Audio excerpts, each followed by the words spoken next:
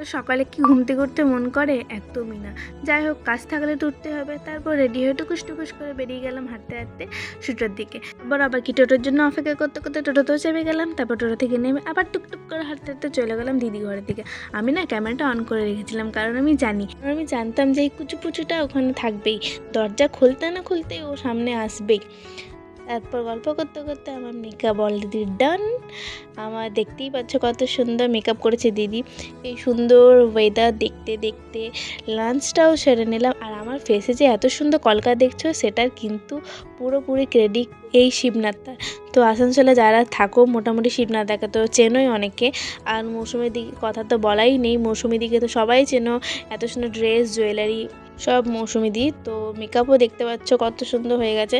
যাই গল্প করতে করতে শ্যুট আমার পুরোপুরি ডান হয়ে গেছে। তারপর চলে গেলাম বাড়ির দিকে। বাড়ি গিয়ে একটু লক্ষ্মী মেয়ে হয়ে মায়ের কাছে পড়াশোনা করে নিলাম। তারপর খিদে পেয়ে গেছিলো, মা আমাকে একটু সুজি বানিয়ে দিয়েছিল। তারপর রাতে ডিনারটা করে এখানে কমপ্লিট। বাই।